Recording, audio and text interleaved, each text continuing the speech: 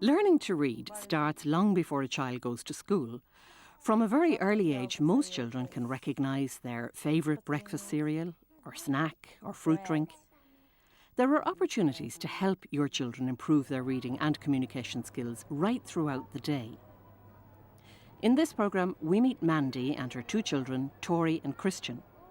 Mandy is really keen to give her children a head start, and she attends an adult education class for parents where she gets lots of hints on how to improve her children's literacy skills.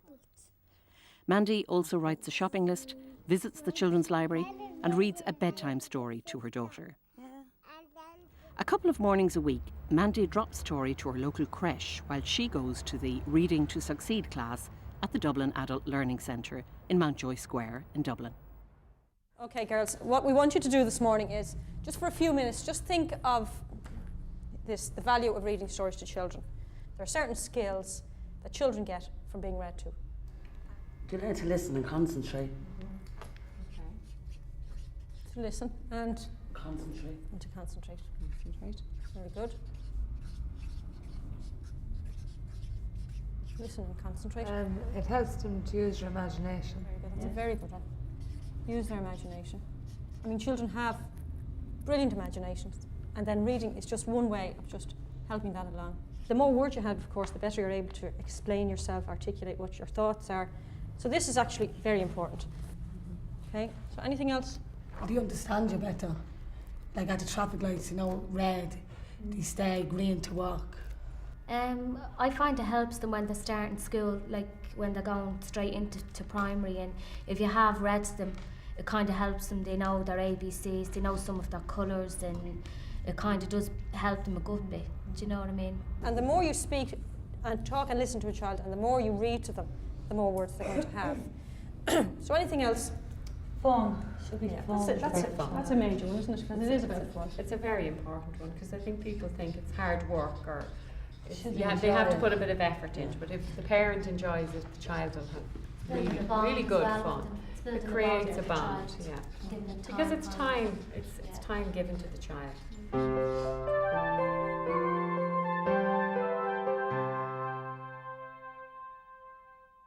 Reading to a child can be very enjoyable, and it also helps develop several skills in children. Reading teaches children to listen, to concentrate, and to follow a story. It helps to develop their imagination and to think about things that happen to other people, not just themselves.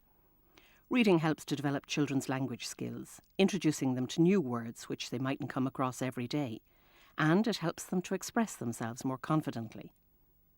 Reading to your child can be fun for both of you, and it helps to give your child a love of reading. Spending some quiet time reading with a child creates a bond between you, and you'll be giving your child a gift that will last a lifetime.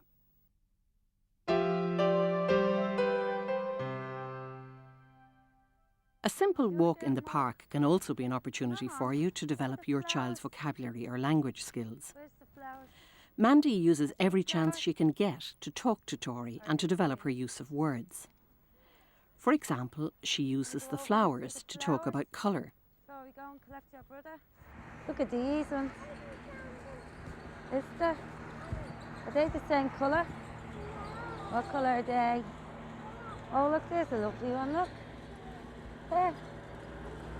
No one to touch it. Yeah. Is it soft or hard? She uses the swing to introduce the words higher and lower. Mandy also encourages Tori to talk about school and to explain school to her in her own words. What did you paint in school? You don't know? I didn't paint. You didn't paint? No. What did you do? Look. Hold your feet up, Tori. Reading isn't just about sitting with a book. That is the pleasurable part of reading. But as you know, everywhere we go, we're bombarded with print. So children, from the time that they can see print. So you're bringing them to the shops, they see words. They're sitting on the bus, words. You know, you walk by up Henry Street, sale signs, you know, shoe shops. They're seeing words everywhere. So from the time that they're about, say 12 to 18 months old, they're starting to recognise these. So there are other times where you could use just your day-to-day, whatever you do, going about your business, going your shopping to the post office, to maybe just point out things to children, instead of just walking by, to maybe just point something out. So for example, in the house, I know we don't like kids messing with the washing machine, but you can actually put your clothes in onto your wash and say, you know, this is, on my machine it's an E for one wash, so you could sort of say, I want it to go around to an E, and just give them, you know, it's just about letting them do things, giving them the opportunity.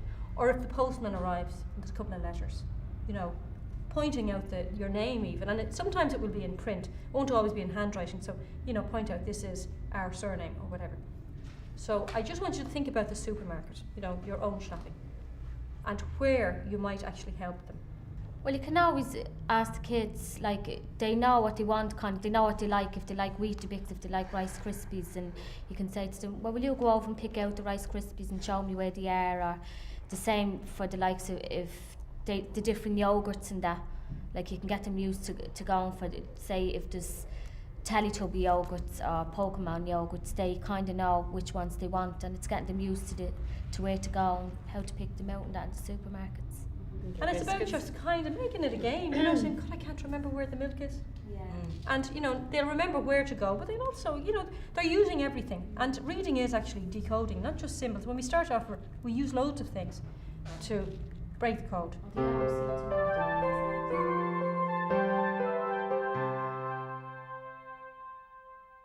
Reading is not just about reading from books. There are things to read all around us as we go about our daily lives. Remember too that from a very young age, children can identify colours, letters and symbols on their favourite breakfast cereal, yoghurt or toy. So use your everyday activities to encourage children to talk and name these items. You can also help them by involving them in tasks around the house, finding the right letter on the washing machine, pressing play on the video recorder, pointing out your name and address on letters which come in the door. At the supermarket, you can help even very young children with their maths, for example, by getting them to count fruit or vegetables. They'll also soon learn to recognise the words for everyday food items by looking for them on the shelf, finding the milk or the bread, for instance.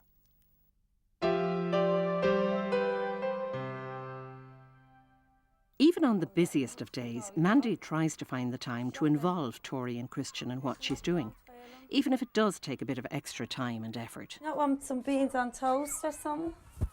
Just a yogurt? Can I eat my sugar? Do you want some yogurt, Tori?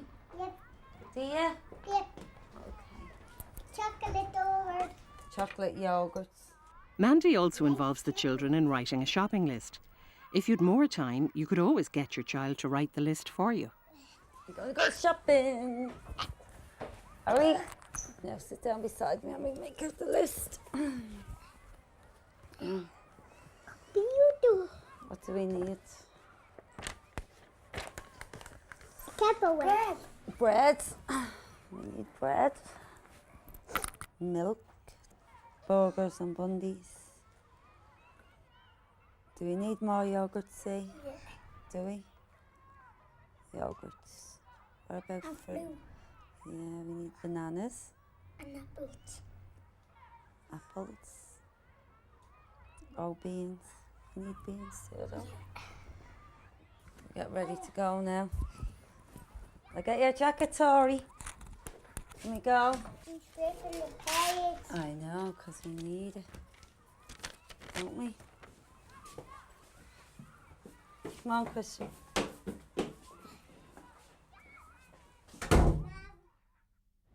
There are things to read all around, even walking down the street or window shopping.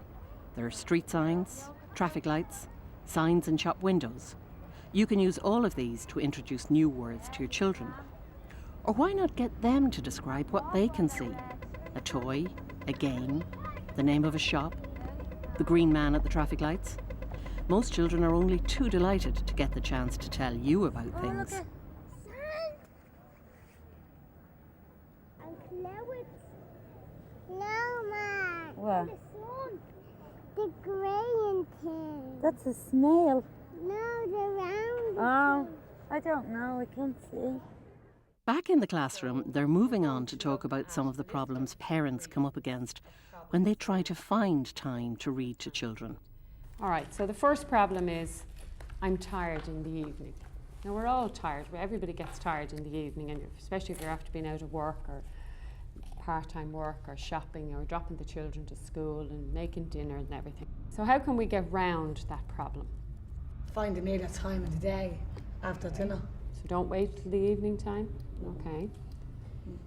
So keep that in mind. Remember that sometimes during the day, maybe take that opportunity. So how much time does reading a book take up? It only takes 5 minutes. If you take a book and just sit down and read it for 5 minutes with the child or the children, wherever. And you can also just read so many pages at a time. You don't have to read like the whole book. Okay, the next problem is books are expensive. And we all know books are expensive. Go to a library. Go to a library. Second-hand Very good. shop. Pound shop. Pound shop. Second-hand shop. Yeah. Car boot sales. School Okay. fairs, sometimes school fetes, you know, you Yeah. get Or the great book little fairs. finds. Some Children kids can get bring them home to books. school, yeah. They They can. bring them home. Yeah, they have Yeah, exactly. reading. Okay, so there's ways around that. So even though books are expensive and we all have a lot of expense in our lives, there's ways around it. Okay? I miss my favourite TV programme. Now we hear the mothers saying this because they always want to, the child wants to read a book or look at a book and Coronation Street is on. So how would we get around that problem? You could always tape it and Okay. look at it later on. So you can tape and look at it later. Yeah. Very good. Okay, I find some of the words in the books difficult to read. Not all books have words in them. So you go Story. through the book and you make up your own story. That's all about using this? your imagination. Exactly. Yes, yeah. Exactly, and it's linked to It that, is. you know. And then the child can also tell the story, you know. So one night you might, you know, tell this story, and then the next night They might tell it. They might tell it a this is different called way. A Small Yeah. Miracle. It's actually a lovely book, but there's no words at all in it, you know. Okay, so we have ways of getting over that one. And then my child doesn't like books. Particularly boys, 9, 10-year-olds. We hear people saying, "My son won't read, or he'll only read, you know, information things." Yeah. Football Um, games. Yeah. Loving reading isn't necessarily related to being able to read, you know. I mean, your child may be a very, very competent reader, but may just not enjoy reading.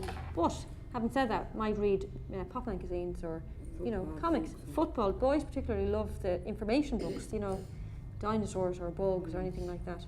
So you don't push something like that either, because there's nothing worse, as you said, Adrian, than turning people off.